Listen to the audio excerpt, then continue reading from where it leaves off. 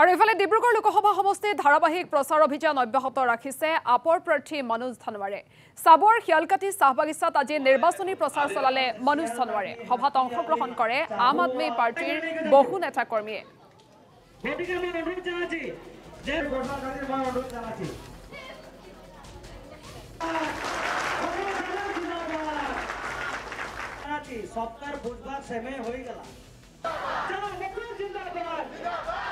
পৰিৱেশটো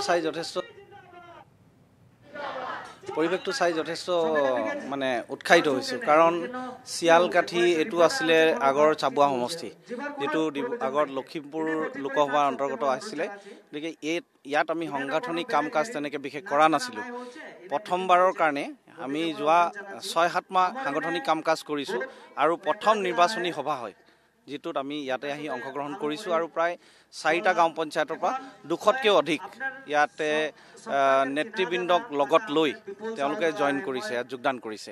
গতিকে এনেধৰণৰ এটা সঁহাৰি প্ৰথমবাৰে আহি পাম বুলি মই ভবা নাছিলোঁ। তাৰ উপৰিও আজি এটা ডাৱৰীয়া বতৰ, ইয়াতে আমি যিখিনি ভাবিছিলোঁ তাতকৈ অধিক লোকহে উপস্থিত হৈছে।